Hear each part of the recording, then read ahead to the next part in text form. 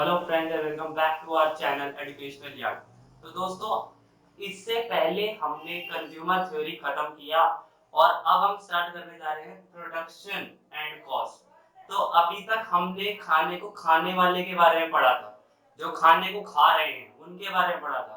अब जो खाना पैदा कर रहे हैं, प्रोड्यूस कर रहे हैं, उनके बारे में हम पढ़ेंगे इस चैप्टर में। उन वो क्या प्रोड्यूस करते हैं, कैसे प्रोड्यूस करते हैं, कितनी कॉस्ट उनको लगती है, क्या क्या फैक्टर्स को अफेक्ट करते हैं, ये सब के बारे में हम इस वीडियो में जानेंगे। तो इसी के साथ शुरू करते हैं अच्छी क्लास लेकर गैरी सॉन्ग।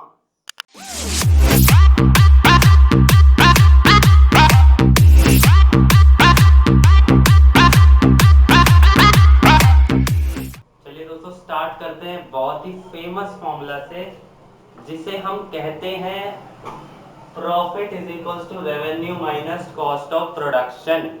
इस फॉर्मूले को हम अपनी डेली लाइफ में भी यूज करते रहते हैं। तो अब इस फॉर्मूले को समझते हैं कि क्या कहना चाहता है। उल्टे से स्टार्ट करेंगे। सबसे पहला है कॉस्ट ऑफ प्रोडक्शन। अब सबसे पहले प्रोडक्शन की बात कर लेते हैं। प्रोडक्शन एंड कॉस्ट हमारा चैप्टर है, तो प्रोडक्शन की बात कर लेते हैं। प्रोडक्शन क्या होता है? जो भी चीज तुम प्रोड्यूस करो, जो भी चीज तुम प्रोड्यूस करो, कोई भी मटेरियल लगा के, रॉ मटेरियल लगा के कोई भी चीज तुम प्रोड्यूस करोगे, उसे हम कह देंगे प्रोडक्शन। जो प्रोडक्ट तुम प्रोड्यूस करोगे उसे हम कह देंगे तुम्हारा प्रोडक्शन। अब यहाँ पर टर्म लिखी है कॉस्ट ऑफ प्रोडक्शन। तो ये प्रोडक्शन की कॉस्ट कौन सी होती है? तो अब ध्यान से सुनिएगा। एक जूते वाले का एग्जांपल लेते हैं हम। जूते बनाने की फैक्ट्री है, वाह भाई कमाल है। तो यहाँ पर बहुत सारे रॉ मटेरियल चाहिए उसे। उसे रबड़ चाहिए, ठीक है, उसे शूलेस के लिए फैब्रिक चाहिए, या फिर बना बनाया जो आता है वो चाहिए, ठीक है, सोल चाहिए, ठीक है। तो ये सब चीजें उसे चाहिए एज अ रॉ मटेरियल। अब हम दूसरी चीज की बात करते हैं। हम बात करते हैं केक शॉप की। केक शॉप, अब केक जो बनाते हैं उसमें क्या क्या चीजें डलती हैं? सबसे पहले फ्लोर यानी कि आटा, ठीक है, चीनी, ठीक है, सॉसेस, शुगर और भी बहुत सारी चीजें।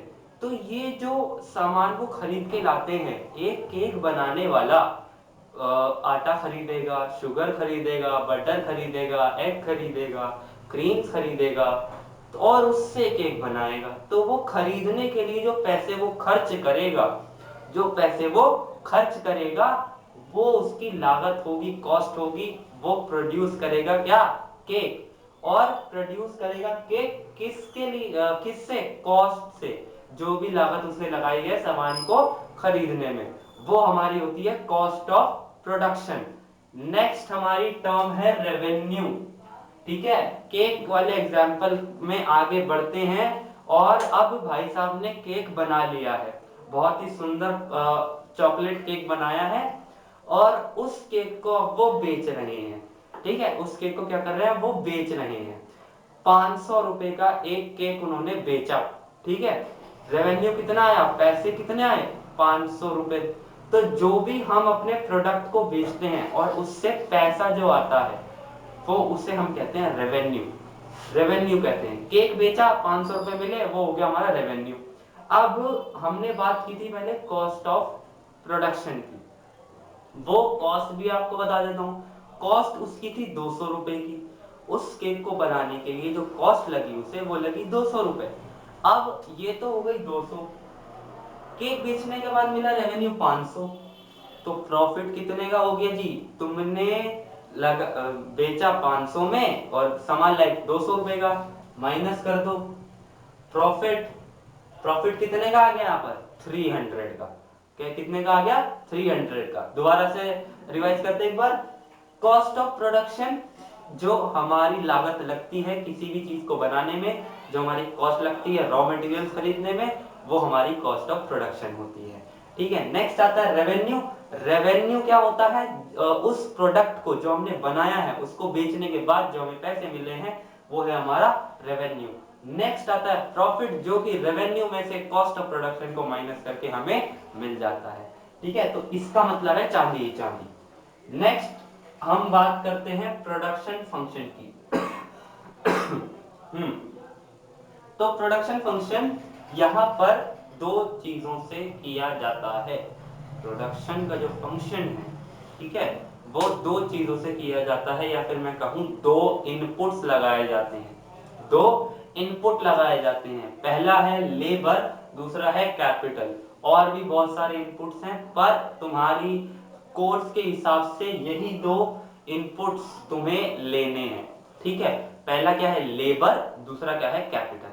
अब इनको थोड़ा डिटेल में पढ़ लेते हैं। लेबर वो इंसान या फिर लेबर वो लोग होते हैं जो हमारे लिए काम करते हैं। लाइक किसी भी फैक्ट्री में आज की डेट में तुम जाओगे, जो बंदे वहां पे काम कर रहे हैं वो उनकी लेबर है, ठीक है। नेक्स्ट जो हम कैपिटल की बात कर लें, जो भी उस फैक्ट्री का मालिक होगा, जो भी उसने उस फैक्ट्री को बनाने में पैसा लगाया होगा स्टार्टिंग में, या फिर लगा रहा होगा। लाइक मैं किसकी बात कर रहा हूं, मैं बात कर रहा हूं मशीनरीज की, जो वो पहले भी खरीदी होंगी उसने स्टार्टिंग में, अब भी खरीदी होंगी। फैक्ट्री बनाने के लिए लैंड खरीदा होगा, ठीक है। और भी बहुत सारी चीज होती है, प्लांट लगाया होगा। तो ये सब चीजें क्या होती है, ये कैपिटल होती है। हम इसको स्टार्टिंग में भी लगाते हैं और इसको लगाते भी साथ साथ जाते हैं, ठीक है। तो ये दो फैक्टर्स ऑफ प्रोडक्शन कहते हैं हम इसे। पहला है लेबर, आपके यहाँ लोग काम करने वाले, दूसरा है कैपिटल, आपने जो पैसा लगाया वो, जिससे कि हम अपने असेट्स खरीद सकते हैं, ठीक है जी।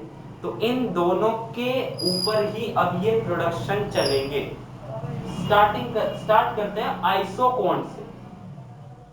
अब आइसोकोंट क्या चीज है, याद करो, इससे पहले कंज्यूमर थ्योरी में हमने पढ़ा था इंडिफरेंस कर्व, तो जी ये भी वही है, बट क्या चीज है, वो कंजम्पशन थ्योरी में था, यहाँ पे हम प्रोडक्शन फंक्शन पढ़ रहे हैं। तो isoquant, an isoquant is the set of all possible combinations of two inputs that yield the same maximum possible level of output. वहां पे हम क्या पढ़ते थे कि जी इंडिफरेंस कब हमें शो करता है, जब हम दो गुड्स कोई प्रोड्यूस करेंगे वो हमें सेम लेवल ऑफ सेटिस्फैक्शन देंगे।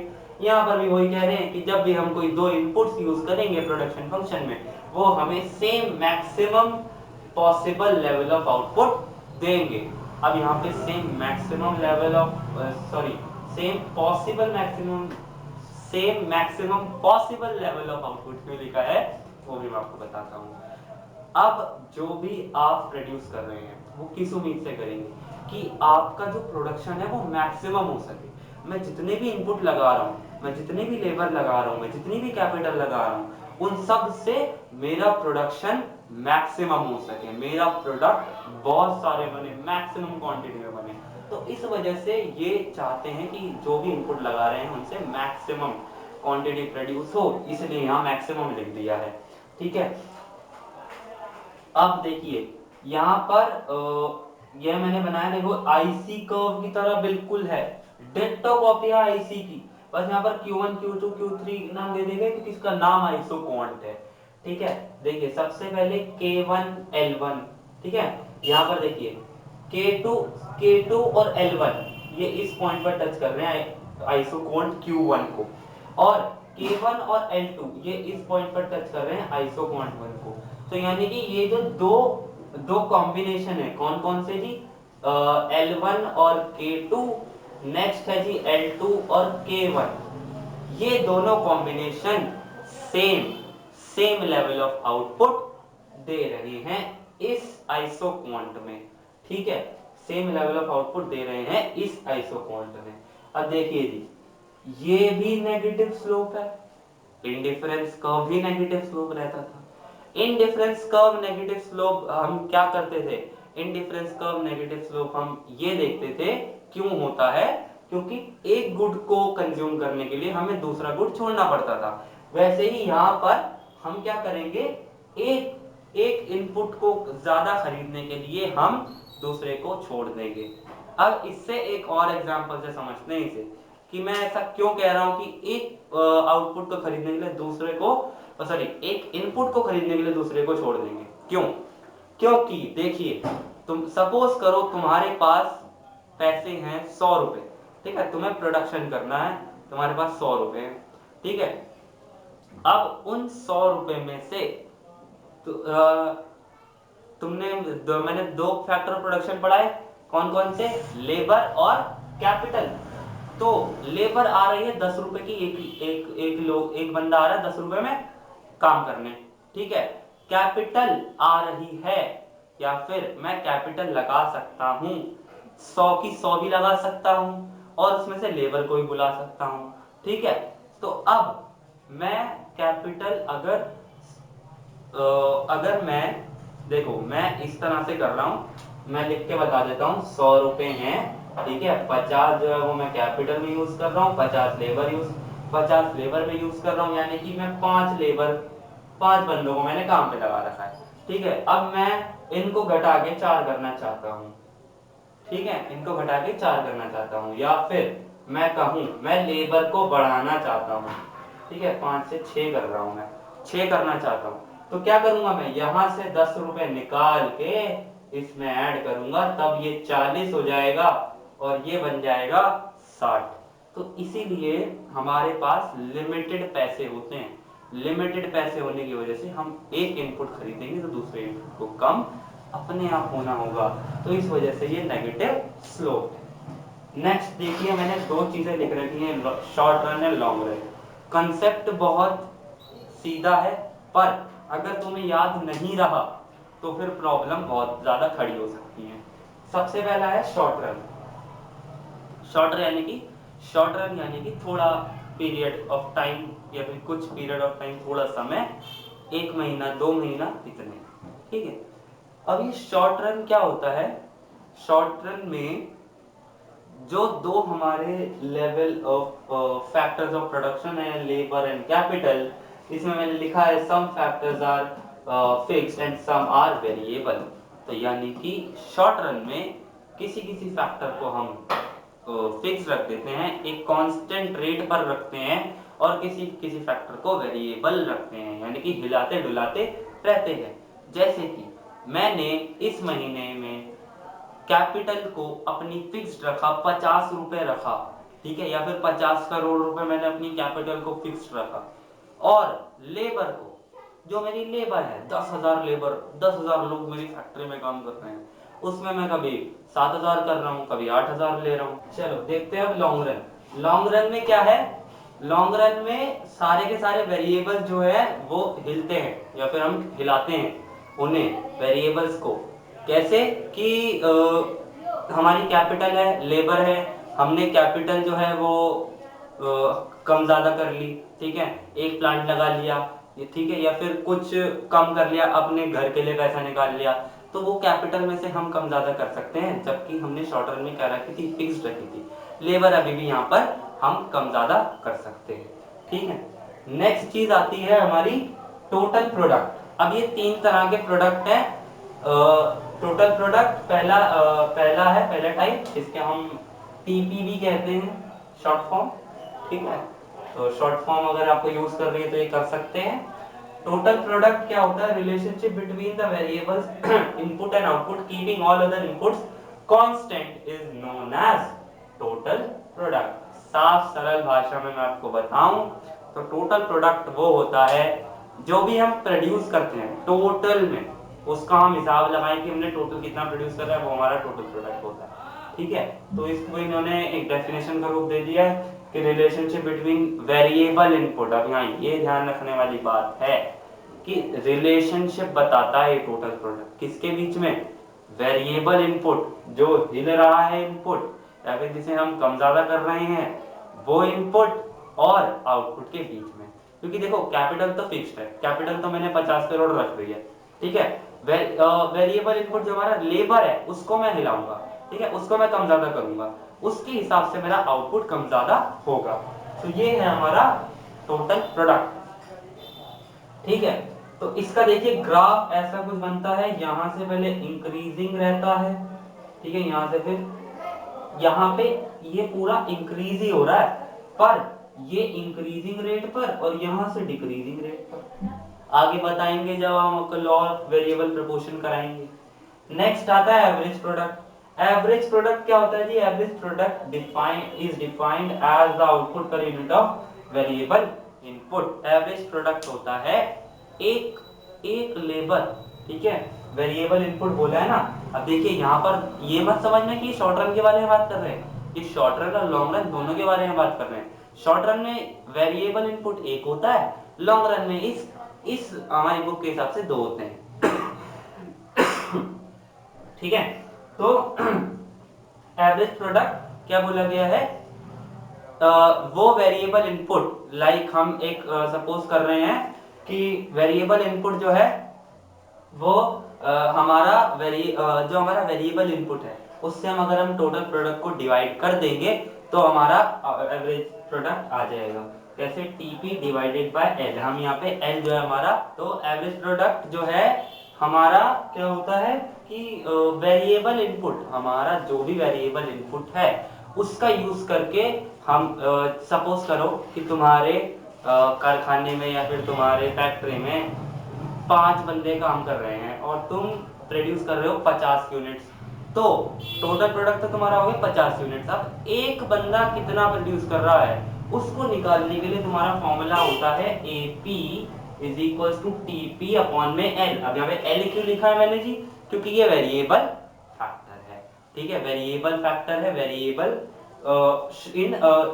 दोनों में हो सकता है, शॉर्ट रन में भी लॉन्ग रन में भी। मैंने बताया ना शॉर्ट रन में तो सिर्फ L हमारी लेबर जो है वो रहती है क्या बोलते हैं, वेरिएबल रहती है, और फिक्स्ड क्या रहती है, कैपिटल।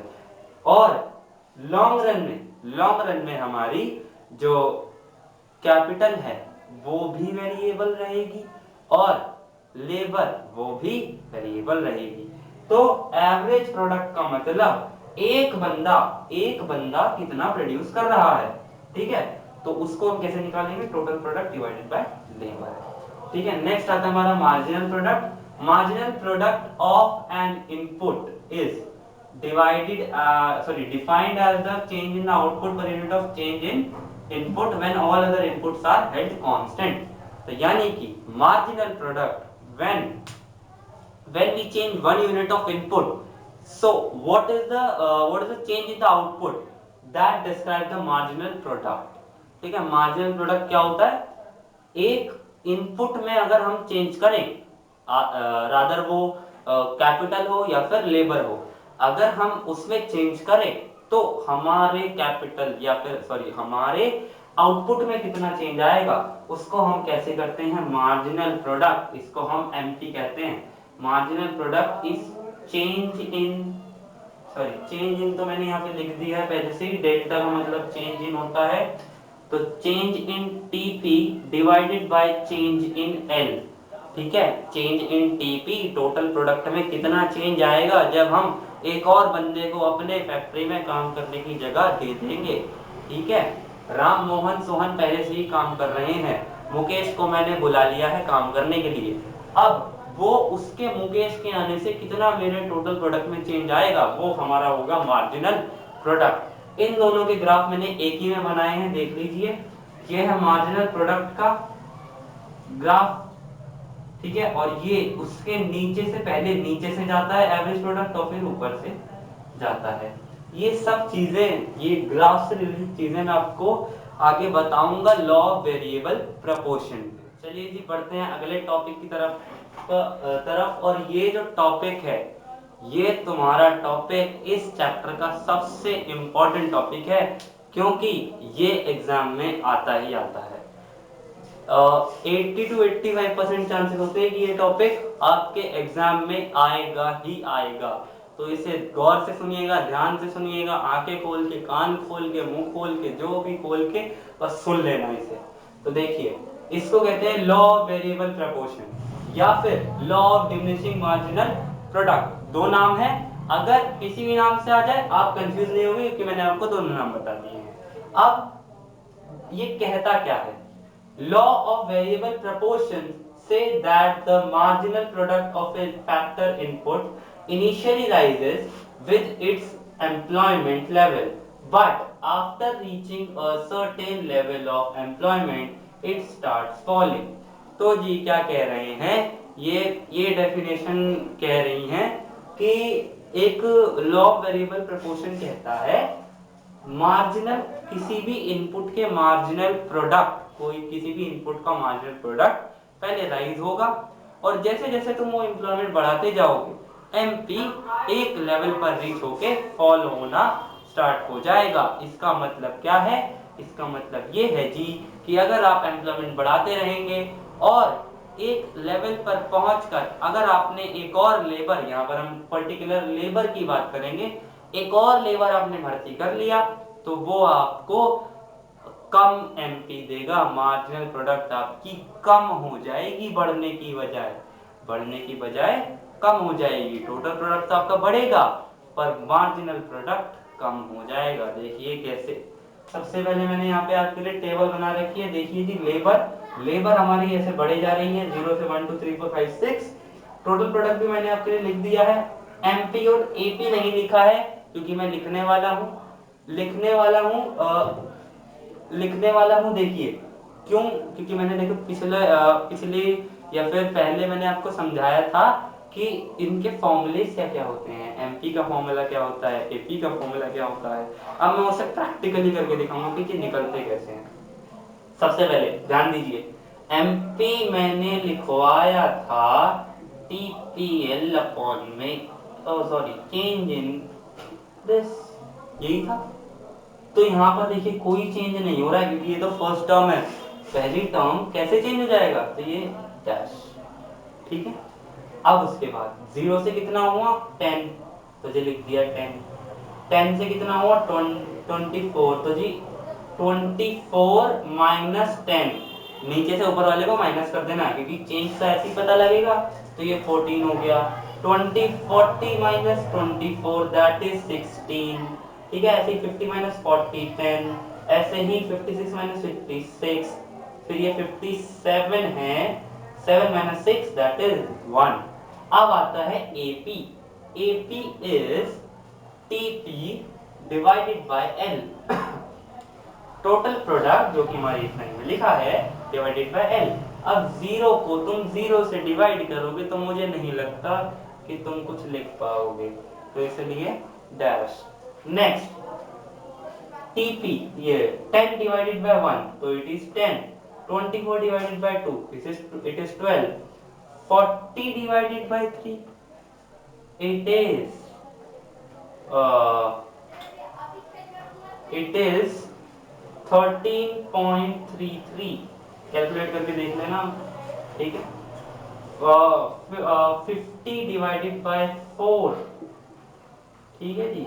तो हम करके देख लेते हैं। ये हो गया 1, यहाँ पे हो गया 10, या फिर हम कह सकते 1 1, फिर 2 2 2 2 2.5 12.5, ठीक है जी। 5 बाय 56, 55 पर 11 and 0.2, 11.2 this divided by this, and again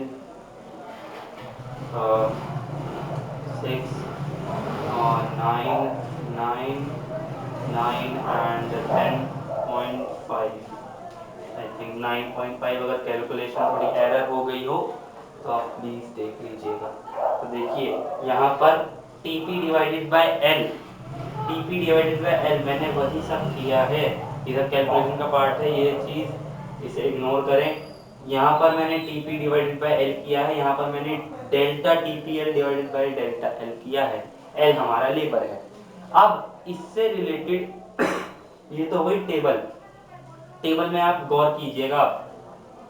यहाँ पर एमपी के बारे में बता रहा था कि क्या होता है, एक पहले वो बढ़ता रहता है, फिर उसके बाद एक टाइम पर क्या होता है कि वो फॉल करना स्टार्ट कर देता है क्योंकि हम ज्यादा लोग घुसा लेते हैं अपनी फैक्ट्री में ज्यादा काम करने के लिए। इस लालच में हम लालची हो जाते हैं कि ज्यादा लोगों से काम करवाएंगे तो ज्यादा से ज्यादा हमें मिलेगा क्या, प्रोडक्शन। देखिए मैंने एमपीएल को ये delta TPL divided by delta L निकाला है और टीपी डिवाइडेड बाय एल निकाला है। तो अब गौर कीजिएगा टेबल में दोबारा से, कैसे जी? देखिए यहाँ पर आप, मैंने क्या कहा था, एम्प्लॉयमेंट बढ़ेगा तो एक लेवल पर पहुंचकर आपकी मार्जिनल प्रोडक्ट उस इनपुट की, लेबर की कम हो जाएगी, यानी आप उसे बुलाएंगे, उससे काम करवाएंगे और क्या होगा जी, वो आपका मार्जिनल प्रोडक्ट कम करके दे देगा। ठीक है, क्यों? क्योंकि आपने इतनी जरूरत नहीं थी, जरूरत के हिसाब से लेबर बुला रखी है, जरूरत से ज्यादा लेबर बुला रखी है, तो इस वजह से ये गिरा। देखिए यहाँ पर बढ़ा 10 to 14, 14 to 16, अब देखिए 16 to 10 हो गया, यानी कि यहाँ पर कम हुआ। 3 लेबर से ज्यादा आपको जरूरत नहीं थी, पर आपने बुलाया चौथा और उसने आपको आपकी मार्जिनल प्रोडक्टिविटी कम करके दे दी। इससे क्या होता है जी, यही हमारा लॉ ऑफ वेरिएबल प्रोपोर्शन कहता है, एक स्टेज पर आते आते जब आपका एम्प्लॉयमेंट लेवल ज्यादा हो जाता है, हद से ज्यादा हो जाता है, फिर जरूरत से ज्यादा हो जाता है, तो आपका मार्जिनल प्रोडक्ट गिर जाता है। तो चलिए देखते हैं, ये हमारा टीपी कर्व है, ये हमारा एमपी कर्व है, ये हमारा एपी कर्व है।